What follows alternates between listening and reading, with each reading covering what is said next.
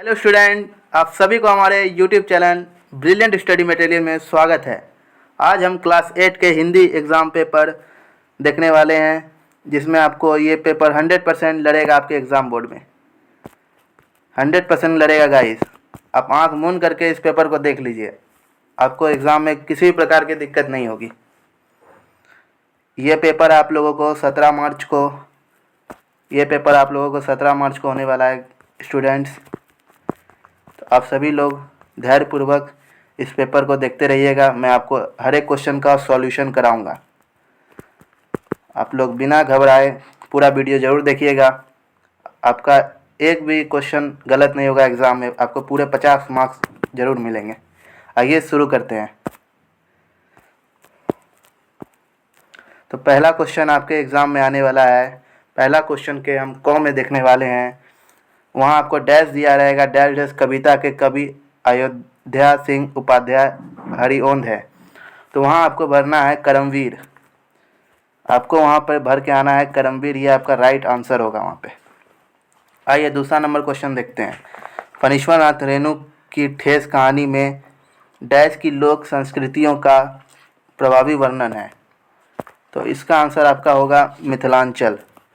अब देख लीजिए, यहाँ पर ही बिंदु दे दीजिएगा मिथिलांचल। आइए तीसरा क्वेश्चन देखते हैं। सुदामा चरित्र के रचनाकार कौन है? तो सुदामा चरित्र के रचनाकार हैं नरोत्तम दास है। देखिए यहाँ पर आप यहाँ टिक भी दे सकते हैं, यहाँ बगल में आपको आंसर दिया हुआ है। देखिए यहाँ दिया हुआ है बगल में आपको आंसर।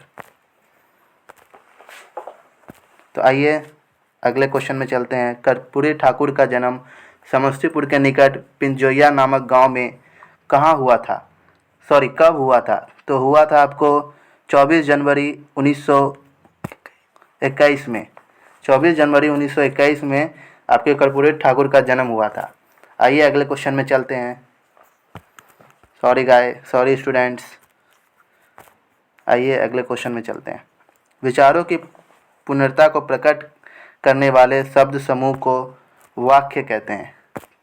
ये भी आप ध्यान में रखिएगा। चलिए आगे बढ़ते हैं। अब हम चलिए दूसरे क्वेश्चन को देखते हैं। अब हम दूसरे क्वेश्चन में आ चुके हैं।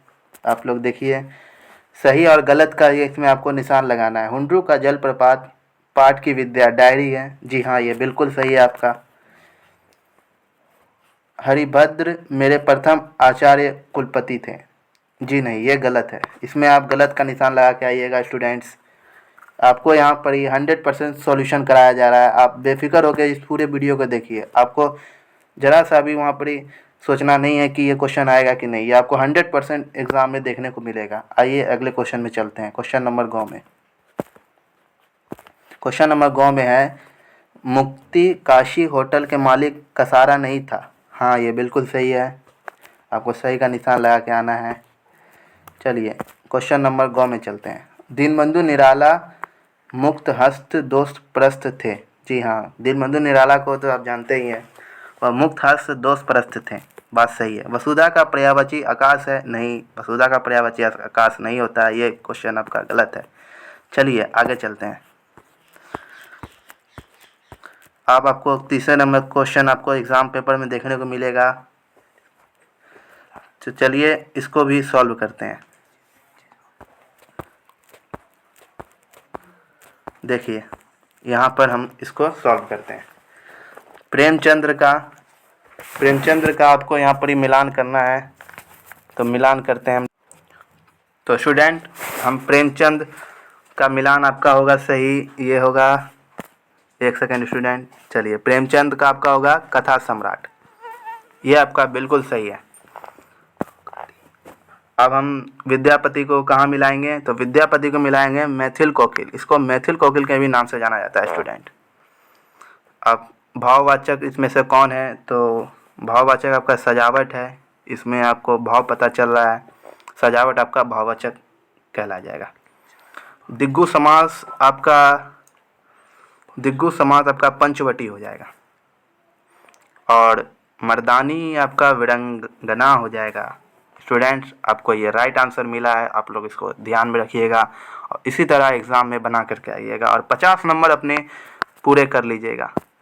आप 50 नंबर अपने पूरे कर लीजिएगा और एग्ज़ाम में 100% मार्क्स आप ले करके आइएगा, मुझे आपसे पूरा उम्मीद है। आइए आगे बढ़ते हैं।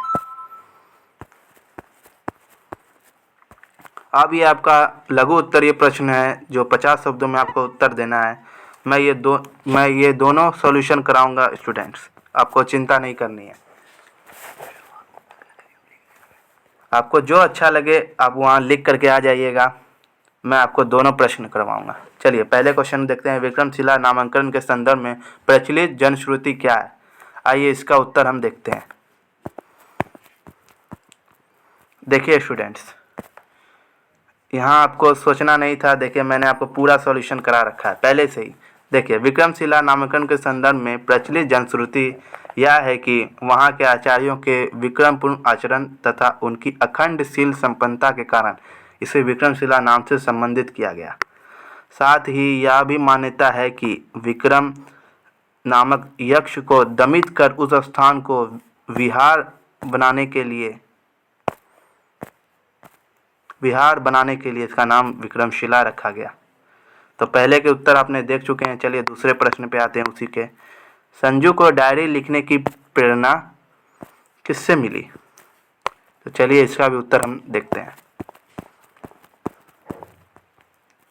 तो संजू को डायरी लिखने की प्रेरणा किससे मिली? संजू को डायरी लिखने की प्रेरणा गांधी साहित्य में संकलित बापू के सत्य के प्रयोग से मिली। सत्य के प्रयोग बापू जी का एक उपन्यास है जो उन्होंने लिखा था, उसी से उसको संजू को डायरी लिखने की प्रेरणा मिली। बापू इन प्रयोगों को अपनी डायरी में लिखा था। माता पिता एवं दीदी ने भी डायरी लिखने के लिए उसे उत्साहित किया था। तो आपका ये दोनों क्वेश्चन का सॉल्यूशन हो गया है। चलिए हम आगे चलते हैं। अब आपको उसी लघु उत्तरीय के खो में आपको आएगा लक्ष्मीबाई का बचपन किस प्रकार खेलों में बीता और किन परिस्थितियों में खेमा के पिता ने उसे बेच दिया। आइए हम दोनों का सॉल्यूशन करेंगे। आपको एग्जाम हॉल में किसी भी एक का बना करके आना है, लेकिन लिखना एक ही है। आपको ये बात ध्यान रखिएगा, मैं आपको दोनों का सॉल्यूशन कराऊंगा, ये चीज़ आपको सोच के रखनी है। चलिए आइए दोनों का सॉल्यूशन करते हैं।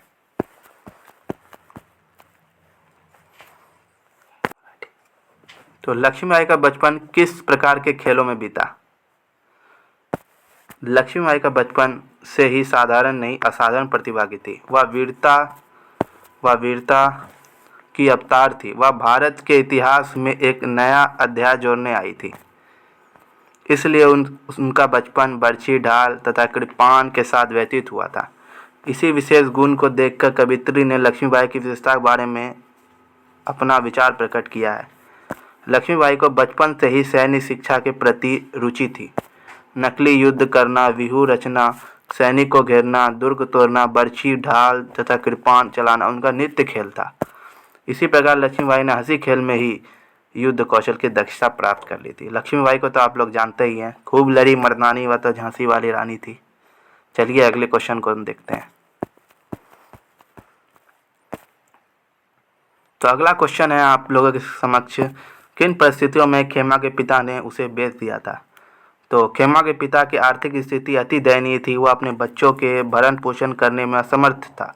वह किसी तरह जीवन गुजार रहा था। गरीबी के कारण वह शक्तिहीन हो गया था। आमदनी के अन्य स्रोत ना होने के कारण खेमा के पिता ने उसे बेच दिया ताकि उन पैसों का अपना भरण पोषण कर सके, बच्चों के दायित्व को भार से मुक्त हो सके। तो इस क्वेश्चन का भी मैंने आपको उत्तर करा दिया है। अब आइए हम दीर्घ क्वेश्चन को देखते हैं, दीर्घ क्वेश्चन को जो आपको एग्जाम में अच्छे मार्क्स दिला सकते हैं। आइए देखते हैं। तो दीर्घ क्वेश्चन है जो आपको 100 शब्दों में लिखना है। अब चिंता नहीं कीजिए, इसका भी मैं आपको सॉल्यूशन कराऊंगा। ये आपको एग्ज़ाम में 10 मार्क्स देगा स्टूडेंट्स, 10 मार्क्स देगा।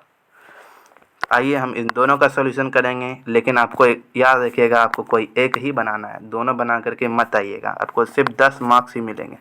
आप दो भी बना दीजिएगा तो भी 10 मार्क्स मिलेंगे और एक ही बनाएगा तो भी 10 मार्क्स ही मिलेंगे। आइए हम आपको एक ही बनाना है। आइए हम शुरू करते हैं, इनके उत्तर देखते हैं। तो पहला क्वेश्चन है, मौका कहाँ ढूंढे बंदे, मैं तो तेरे पास में। इसका भाव आपको देखना है। देखिए मैंने आपको ये लिखवा दिया है। देखिए, ईश्वर मानव को संबंधित करते हुए कहता है कि सृष्टि के श्रृंगार मानव तू मुझे कहाँ खोजते फिरता है। मैं तो सतत तुम्हारे साथ रहता हूँ। मेरी प्राप्ति ब्रह्म पूजा से नहीं, आंतरिक पूजा और सच्चे दिल से स्मरण करने से मिलती है। जब मानव अपने मूल को जान लेता है, जब उसे अपनी स्वरूप का सही ज्ञान होता है, तब आत्मा का मिलन परमात्मा से हो जाता है। इसलिए मानव को रूढ़िवादी विचारों को छोड़कर जीवन सत्य की जानने का प्रयास करना चाहिए, क्योंकि हर प्राणी का प्राण ही रूप वही है।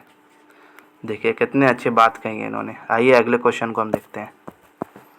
आपको इसी तरह से एक उत्तर लिख लेना है अपने एग्जाम में। दूसरा क्वेश्चन अथवा में दिया हुआ है, आपको कोई एक ही करना है। दूसरा क्वेश्चन है, कर्पूरी ठाकुर को कौन कौन सा कार्य करने में आनंद मिलता था। तो ये आपका लास्ट क्वेश्चन है, ये देख लीजिए। मैं भी आपको ये करवा देता हूँ। तो आपका ये लास्ट क्वेश्चन, कर्पूरी ठाकुर को कौन कौन सा कार्य करने में आनंद मिलता था। कर्पूरी ठाकुर को दौड़ना, तैरना, ग्रामीण गीतों के गायन के में विशेष आनंद मिलता था। इस संबंध में राजेंद्र शर्मा ने लिखा है, कर्पूरी ठाकुर को गीत गाने तथा मंडली में डब बजाने का शौक था। होली और चैत गाने में गांव की मंडली में बराबर अगुवागिरी करते रहते थे, मतलब ये हमेशा आगे रहते थे।